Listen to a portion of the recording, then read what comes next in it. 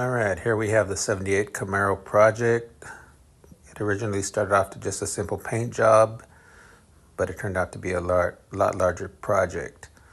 The panels, body, doors, trunk, hood, everything is looking fine, but the bumpers are really bad. They're plastic, flimsy, cracked, and I thought I'll put some fiberglass, strengthen it in areas that's needed, even though areas that are going to be hidden, like this license plate area.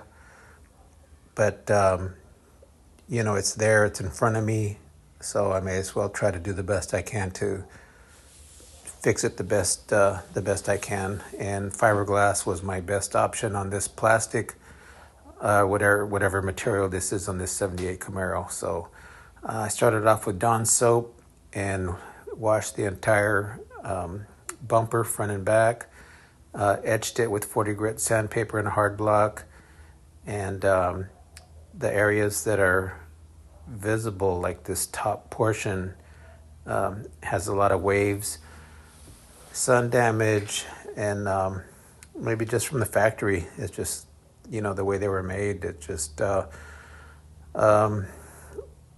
it's not going to be a straight finish on the completed paint job. So like on this rear bumper, I already put a coat of fiberglass, and it strengthened it enough to put body filler and get the waves out. And here's the bodywork process, blocking it out. And so I initially washed it with Dawn soap, and then I wiped it down. I use 409 a lot.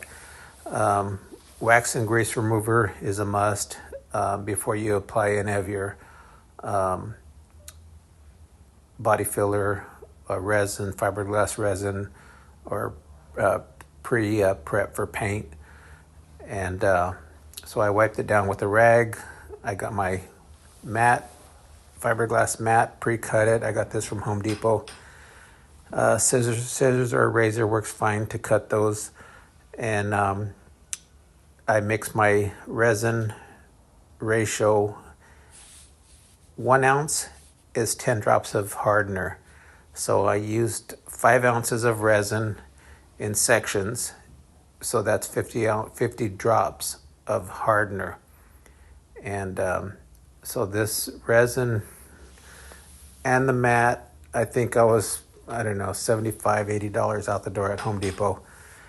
And it dries slow, but if you're working in the sun, it is going to dry a lot faster. The sun is going to activate that hardener and cure faster. So I like working in the shade when I'm working with this resin, and I use a chip brush. I got those at Harbor Freight. And then I mix the resin and the hardener, mix it well with the paint stirring stick, and then I spread it on with the chip brush. And I have my pre-cut fiberglass mat. I put it on there over a layer of resin, and I use dab the resin where it soaks and it buries into the resin. The mat buries into the resin, and it stays a little bit bumpy, but that's okay because you're gonna sand over that fiberglass. But the mesh, the mat gives it a lot of strength. So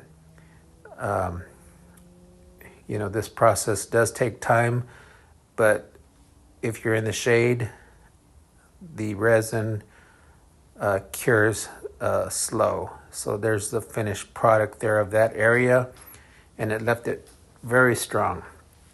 So it after I applied it, then I let it set in the sun. It dried very fast. So the next day you could come back, and I used electric sander, 80 grit, and I sand the flat surfaces only and bring down all the high spots and try to get it as smooth as I can. Keep the strength, keep the as much fiberglass as I can on there. Remove all the high spots before I put any body filler. And you can use a hand block, hard block. I use a 40 grit on that when I sand by hand. And then once I get everything smooth as I can, I use my body filler. And on the body filler, some call it Bondo, and I spread it over the fiberglass area. Minimal skim coat. All I want to do is flatten the surface, and the majority of your body filler is sanded off, because all you want to do is fill your low spots, and right there is a really bad low spot, so that would have killed my entire paint job. So I'm repeating the process until everything is flat. I use as minimal amount of body filler as I can, and I'm using a 40 grit long block sandpaper and a Durablock sanding block.